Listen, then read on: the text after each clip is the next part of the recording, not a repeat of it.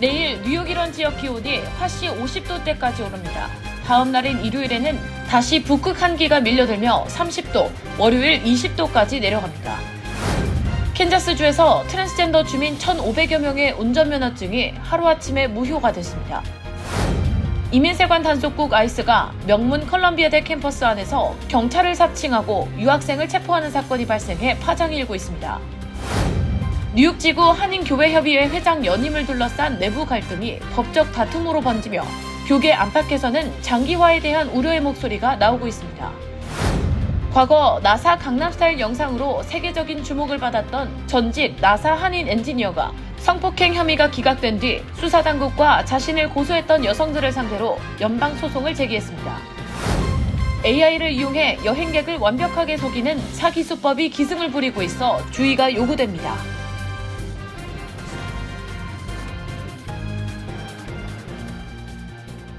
헬문스버그의 최우선의 목표는 최고의 고객 서비스를 제공하는 것입니다. 전문 세일즈팀과 함께하는 고급 쇼룸에서 여러분이 좋아하는 머세디스 벤츠 모델을 만나보실 수 있습니다. 헬문스버그와 함께라면 완벽한 차량을 찾는 데 필요한 모든 것이 준비되어 있습니다.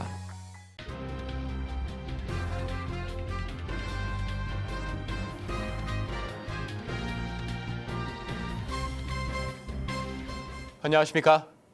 KBTV 뉴스9 이창원입니다. 이번 주말 기온이 큰 폭으로 오르내립니다. 잠깐 봄 날씨가 찾아오는가 싶더니 곧바로 추위가 뒤따를 전망입니다.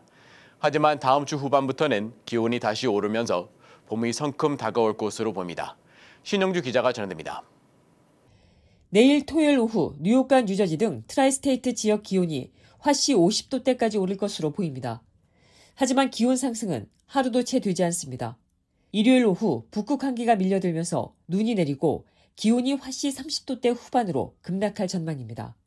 토요일과 일요일 사이 기온차가 20도 가까이 벌어질 수 있어 주의가 필요합니다. 월요일에는 캐나다에서 내려오는 찬 공기가 이 지역을 뒤덮으면서 기온이 화씨 20도대에 그칠 것으로 예보됐습니다. 한겨울 추위가 다시 찾아오는 겁니다. 다음 주 후반부터는 분위기가 달라집니다. 미국 해양대기청 노아는 뉴욕이 평년보다 따뜻할 확률이 88%에 달한다고 밝혔습니다. 일부 기상 모델은 이 같은 따뜻한 흐름이 3월 셋째 주까지 이어질 가능성도 제시하고 있습니다. 다음 주말에는 화씨 60도대까지 오를 가능성도 있습니다. 봄 날씨 장기 전망은 기간마다 엇갈립니다. 미국의 전통 기상 예측 기관인 파머스 알마낙은 올봄을 느릿느릿한 봄으로 표현했습니다. 3월 말부터 4월 중순까지 기온이 더디게 오르고 서리가 평년보다 오래 이어지면서 일찍 꽃을 피우는 과일나무와 정원식물에 피해를 줄 수 있다고 내다봤습니다. 반면 올드파머스 알마낙은 뉴욕과 뉴저지 지역이 올봄 평년보다 따뜻하고 건조할 것으로 전망했습니다. 보스턴부터 리치먼드까지 기온이 평년을 웃돌고 5월 강수량은 평년 수준을 유지할 것으로 내다봤습니다. 에큐웨더는 찬 공기와 따뜻한 공기가 번갈아 세력을 다투는 계절의 줄다리기가 이어질 것이라며 따뜻한 날이 찾아와도 오래가지 않을 가능성이 높다고 밝혔습니다. 기상학적으로는 3월 1일부터 천문학적으로는 3월 20일 오전 10시 46분 춘분과 함께 봄이 시작됩니다. 변덕스러운 날씨가 이어지겠지만 전문가들은 이번 주말을 고비로 봄 날씨가 자리를 잡아갈 것으로 보고 있습니다. KBTV 뉴스 신영주입니다. 캔자스주에서 트랜스젠더 주민 1,500여 명의 운전면허증이 하루아침에 무효가 됐습니다. 주지사가 거부권을 행사했지만 의회가 이를 뒤집었고 법은 유예 기간도 없이 즉시 시행됐습니다. 신영주 기자가 전해드립니다. 캔자스주에서 상원법안 244가 어제인 26일부터 시행됐습니다. 이 법은 모든 공식 신분증에 출생 시의 성별만을 표기하도록 규정합니다. 이에 따라 그동안 트랜스젠더 주민들이 변경해놓은 운전면허증과 출생 증명서의 성별 기재는 모두 무효 처리됩니다. 캔자스 세무부 차량국은 법 시행과 동시에 유예기간 없이 즉각 효력이 발생하며 유효한 신분증 없이 운전할 경우 추가 처벌을 받을 수 있다고 주민들에게 공지했습니다. 영향을 받는 주민은 약 1,500명으로 추산되며 이 숫자는 기록 검토 과정에서 변동될 수 있다고 당국은 밝혔습니다. 새 면허증 발급 비용은 $26입니다. 화장실 이용 규정도 바뀌었습니다. 정부 소유 또는 임차 건물 내 화장실, 탈의실, 샤워실 등 다수가 동시에 이용하는 공간은 출생 성별에 따라서만 사용할 수 있습니다. 다만 청소와 유지보수, 응급상황, 법집행, 9살 미만의 어린이 동반 보호자의 경우는 예외입니다. 처벌은 단계적으로 적용됩니다. 첫 번째 위반은 경고 처분이며 두 번째 위반부터 $1,000의 민사 제재금이 부과됩니다. 세 번째 이상 위반하면 B급 경범죄로 형사처벌을 받게 됩니다. 정부기관이 위반할 경우 첫 번째는 $25,000, 이후 위반건당 $125,000의 벌금이 부과됩니다. 이 법은 올해 1월 28일 캔자스 주의회를 통과했습니다. 켈리 주지사는 존재하지도 않는 문제를 만들어내 주의 세금 낭비를 강요하고 있다고 비판하며 2월 13일 거부권을 행사했으나 상원이 2월 17일, 하원이 2월 18일 각각 재의결로 거부권을 무력화했습니다. 미국 시민자유연합 ACLU는 이 법을 침해적이라고 비판하며 캔자스주 더글라스 카운티 지방법원에 소송을 제기했습니다. 아울러 법 시행을 당장 멈춰달라는 집행정지 신청도 함께 제출해 법적 공방이 본격화됐습니다. 캔자스의 이번 법 시행을 계기로 트랜스젠더 권리를 둘러싼 미국 내 법적, 사회적 논쟁은 더욱 뜨거워질 것으로 보입니다. KBTV 뉴스 신영주입니다. 이민세관 단속국 아이스가 명문 컬럼비아대 캠퍼스 안에서 경찰을 사칭하고 학생을 체포했습니다. 영장도 없이 신분을 속이고 들어간 것으로 드러나 파장이 일고 있습니다. 신영주 기자가 전해드립니다. 26일 오전 6시 반 뉴욕 컬럼비아대 기숙사 건물 앞에 평상복 차림의 남성들이 나타났습니다. 이들은 경찰국 소속이라고 밝히며 배지를 제시하고 실종 아동을 수색 중이라는 이유로 건물 안에 들어갔습니다. 그리고 학생 한 명을 데려갔습니다. 이들의 정체는 연방이민사관 단속국 아이스 요원들이었습니다. 민주당 마이카 레셔 뉴욕주 의원은 요원들이 실종 아동 포스터까지 보여주며 신분을 속이고 진입했다고 밝혔습니다. 아이스 요원은 법적으로 영장 없이 대학 사유지에 들어올 수 없습니다. 체포된 학생은 아제르바이잔 출신 엘미나 아가예바입니다. 국토안보부는 2016년 수업에 출석하지 않아 학생 비자가 만료된 불법 체류자라고 밝혔지만 미국 대학 교수협회는 현재 신경과학과 정치학을 복수 전공 중인 유학생이라고 반박했습니다. 해당 학생은 같은 날 오후 석방됐습니다. 컬럼비아대는 즉각 성명을 내고 비공개 구역 출입에는 반드시 법원 영장이나 소환장이 필요하다며 앞으로 영장 없는 진입은 허용하지 않겠다고 밝혔습니다. 이 대학에서 아이스 단속이 벌어진 건 이번이 처음이 아닙니다. 지난해에는 친팔레스타인 시위를 주도한 영주권자 마무드 할리가 기숙사 로비에서 체포됐고 컬럼비아대에서 재학 중인 한인 영주권자 정윤서 씨는 반전 시위 참여를 이유로 체포돼 추방 위기에 처하면서 소송으로 이어지기도 했습니다. 단속이 이어지면서 불안은 선거판으로까지 번졌습니다. 올가을 중간선거 투표소에도 아이스가 배치되는 것 아니냐는 우려가 나온 겁니다. 국토안보부는 각주 선거관리 당국과 전화회를 열고 투표소에 아이스는 없을 것이라고 밝혔습니다. 하지만 트럼프 대통령이 선거에 연방정부가 개입해야 한다고 거듭 주장해온 상황에서 이를 그대로 받아들이는 분위기는 아닙니다. 영장도 없이 경찰을 사칭해 캠퍼스 안까지 들어온 이번 단속을 두고 논란이 나오고 있습니다. KBTV 뉴스 신영주입니다. 뉴욕지구 한인교회협의회 회장 연임을 둘러싼 내부 갈등이 법적 다툼으로 번지고 있습니다. 연임 추진 절차를 둘러싼 논란과 이에 따른 징계 조치가 이어지면서 교계 안팎에서는 사태 장기화를 우려하는 목소리가 나오고 있습니다. 보도에 김문지 기자입니다. K라디오 보도에 따르면 뉴욕지구 한인교회협의회가 최근 회장 연임 문제를 둘러싸고 내부 갈등을 겪고 있는 가운데 교협 측과 이에 반대하는 일부 목사들 사이의 대립이 법적 분쟁으로까지 확대되고 있습니다. 논란은 지난해 11월 열린 임시총회에서 시작됐습니다. 당시 교협은 회장 연임을 가능하게 하기 위해 회칙 개정을 추진했지만 해당 안건은 임시실행위원회를 거쳐 총회에 상정된 뒤 표결에서 부결된 것으로 전해졌습니다. 이후 공천위원회를 통해 연임안이 다시 논의됐으나 이 역시 받아들여지지 않았습니다. 그러나 이후 공천위원장이 부정선거 의혹을 제기하며 별도의 재투표를 진행했고 여러 차례 논란 끝에 현 회장인 허연행 목사의 연임이 결정됐습니다. 허 목사는 프라미스 교회 담임 목사로 교협 회장직을 맡고 있습니다. 이에 반발한 일부 목사들은 교협 52년 역사상 회장 연임 사례가 없었다며 연임 결정의 정당성을 문제 삼았습니다.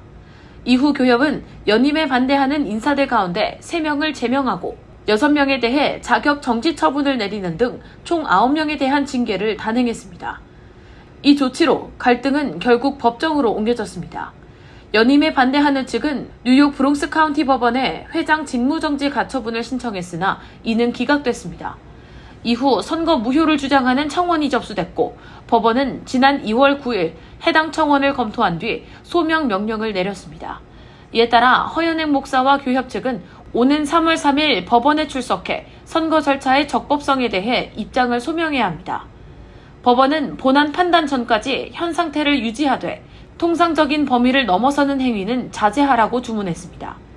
특히 회원 제명과 같은 중대한 조치는 법적 판단이 내려질 때까지 유보해야 한다는 취지의 긴급 명령도 함께 내려졌습니다.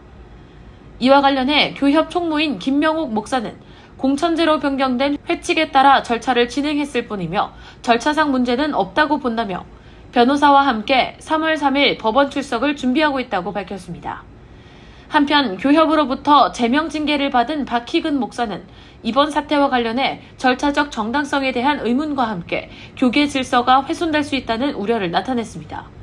51년 교협 역사상 한 번도 없었던 관례에도 없는 일을 작년 그 회장과 임원들이 하려고 했을 때 반대가 워낙 심하고 결국 표결이나 이런 거에서 뜻을 이루지 못했을 때 법을 무시하고 회장이다 이렇게 선언이 되고 회장 역할을 하고 있는 거죠.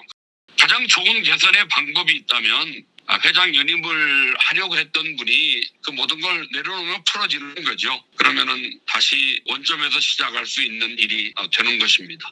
우리가 개인적으로 그분들의 그걸 반대하거나 그러는 건 아니죠.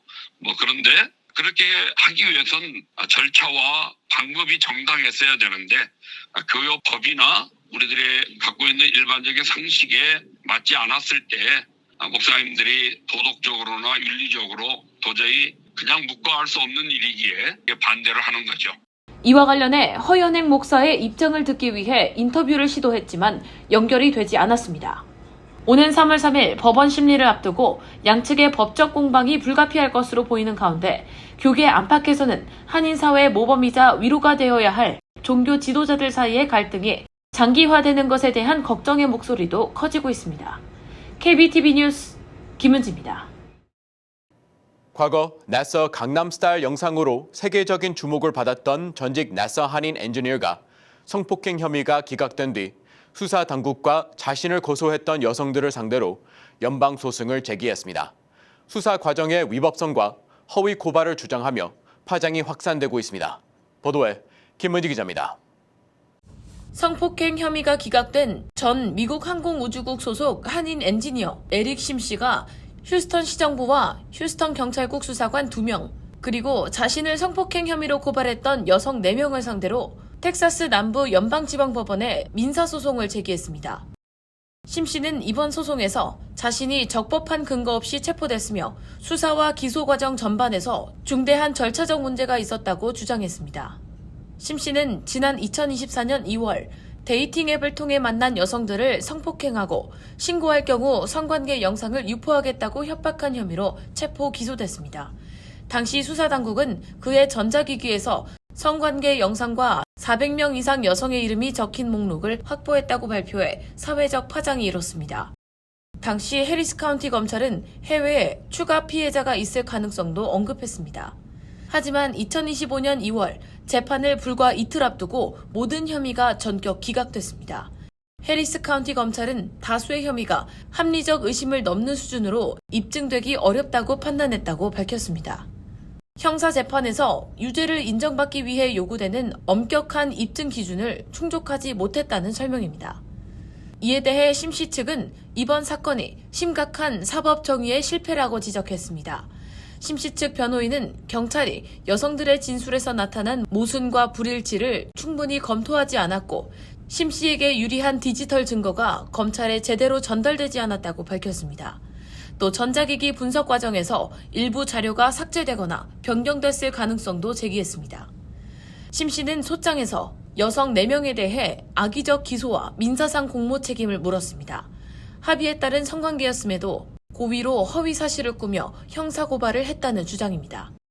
소장에는 여성들과의 관계가 상호동의였음을 보여주는 문자 메시지와 함께 2022년 5월 한 여성이 틱톡에 관련 영상을 게시한 뒤 여러 여성들이 단체 채팅방을 만들어 허위 고발을 논의했다는 주장도 담겼습니다. 심 씨는 이번 기소로 인해 나사에서 직무정지 처분을 받은 뒤 사실상 사직을 강요당했고 명예훼손과 정신적 고통, 소득 손실, 경력 단절 등 회복하기 어려운 피해를 입었다고 주장했습니다. 이에 따라 보상적 손해배상과 함께 일부 사안에 대해서는 징벌적 손해배상을 요구하고 있습니다. 심 씨는 2012년 노스캐롤라이나 주립대 재학 중 나사 인턴으로 근무하며 가수 싸이의 강남스타일을 패러디한 나사 존슨 스타일 영상에 출연해 세계적인 화제를 모은 바 있습니다. KBTV 뉴스 김은지입니다. AI를 이용해 여행객을 속이는 사기 수법이 기승을 부리고 있어 주의가 요구됩니다. 완벽한 문구와 실제처럼 보이는 사이트를 이용하면서 전직 연방수사관조차 속을 뻔했던 것으로 드러났습니다. AI 여행 사기 어디까지 왔는지 실태와 예방법을 김은지 기자가 정리했습니다. 오랜 기간 사기 행각을 조사해왔던 전직 연방수사관 랜디 러프는 최근 아내와 함께 이탈리아 여행을 준비하던 중 뜻밖의 메시지를 받았습니다. 왓츠앱으로 도착한 메시지는 예약해둔 볼차노 호텔을 사칭해 접근했습니다.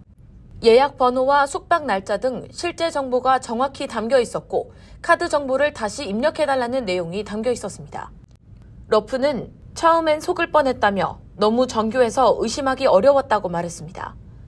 러프 부부가 이상하다고 느낀 건 가짜 결제 페이지가 정상적으로 작동하지 않았기 때문입니다. 이들이 호텔에 직접 확인한 결과 예약은 그대로 유지돼 있었으며 호텔 측은 카드 정보와 결제를 요청한 적이 없다고 밝혔습니다.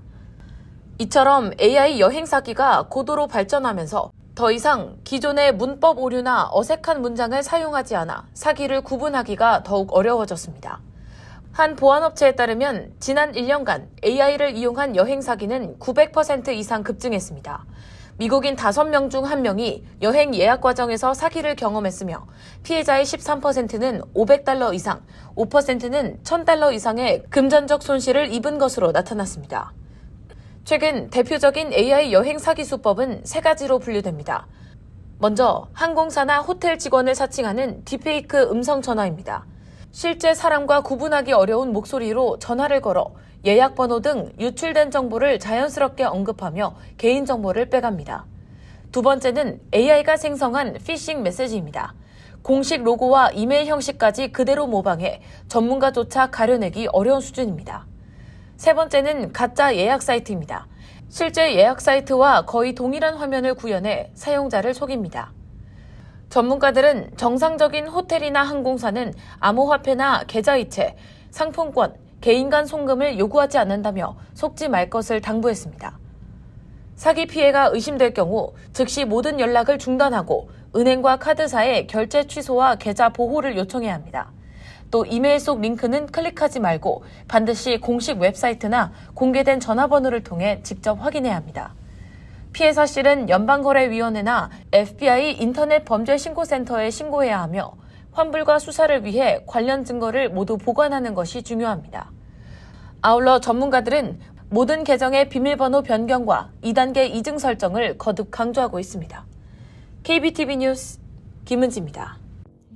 일리노이주 연방하원 선거에 출마한 한인 후보가 트럼프 대통령의 지지를 받은 것처럼 꾸민 영상을 올렸다가 삭제해 논란이 일고 있습니다.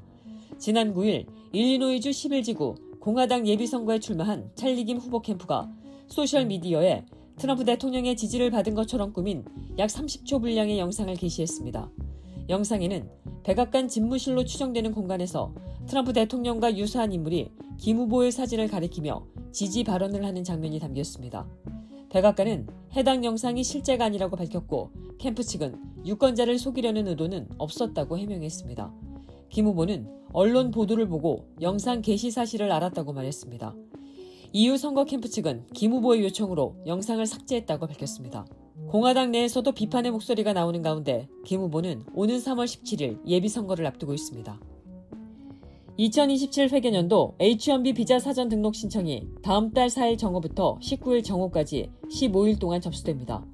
선발 결과는 3월 31일까지 개별 통보될 예정입니다. 올해 처음으로 시행되는 새 선발 방식은 기존 무작위 추첨에서 고임금 신청자에게 더 많은 추첨 기회를 주는 방식으로 바뀝니다. 신청자를 임금 순으로 4개 등급으로 나눠 가장 높은 4등급은 4번, 가장 낮은 1등급은 1번만 추첨 기회가 주어집니다. 선발 확률은 1등급이 15%, 4등급은 61%까지 높아집니다. 수수료도 달라집니다. 미국의 거주 외국 국적자를 신규 채용할 경우 고용주는 청원서 접수 시 10만 달러를 내야 합니다. 다만 미국 내에서 유학생 비자로 체류 중인 외국인이 H-1B로 신분을 변경할 경우 이 수수료는 면제됩니다. 환경보호청에 따르면 지난해 미국 발전소에서 배출한 이산화황은 18%, 질소산화물은 7%, 이산화탄소는 4% 증가했습니다. 이산화황은 호흡기와 심혈관 질환을 유발하는 물질로 주로 석탄 연소 과정에서 발생합니다. 1995년 집계를 시작한 이후 94%가 줄었고 지난 20년 동안 꾸준히 감소세를 이어왔지만 트럼프 대통령이 재집권한 지난해 증가세로 돌아섰습니다.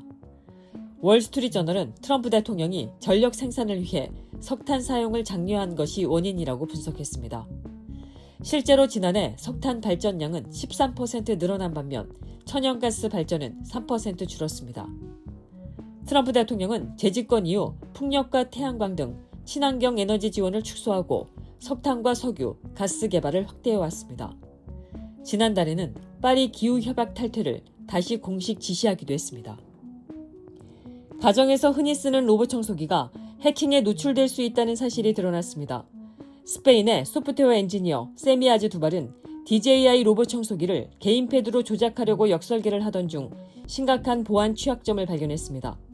자체 개발한 원격 제어앱으로 DJI 서버에 접속한 결과 24개국에서 작동 중인 약 7,000대의 로봇 청소기가 동시에 연결됐습니다.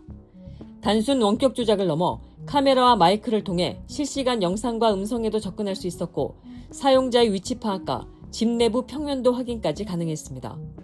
전문가들은 이번 사례가 스마트홈 기기의 개인정보 침해 위험을 보여주는 경고라며 소비자들의 각별한 주의를 당부했습니다. 잠시 후 커뮤니티 브리핑을 전해드립니다. 헬მს브로스 최우선의 목표는 최고의 고객 서비스를 제공하는 것입니다. 전문 세일즈팀과 함께하는 고급 쇼룸에서 여러분이 좋아하는 머세디스-벤츠 모델을 만나보실 수 있습니다. 헬მს브로스와 함께라면 완벽한 차량을 찾는 데 필요한 모든 것이 준비되어 있습니다.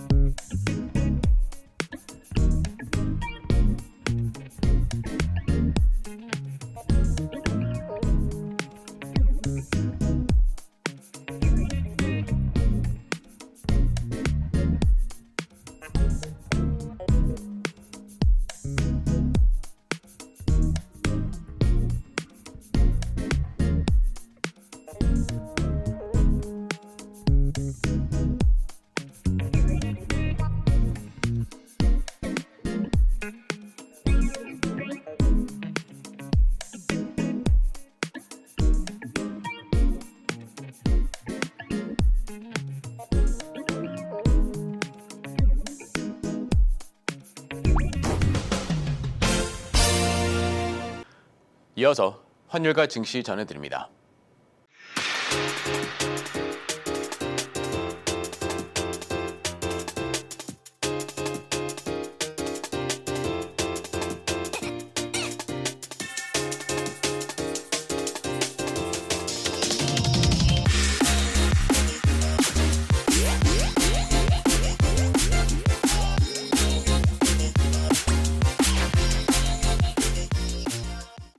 잠시 후 뉴욕과 뉴저지 날씨 전해드립니다.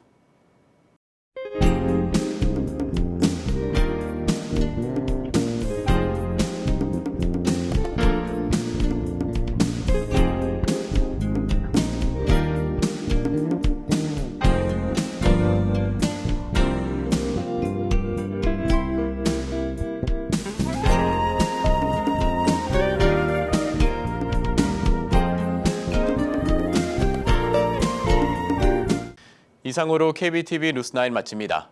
오늘도 시청해주셔서 감사합니다. 편안한 밤 보내시 바랍니다.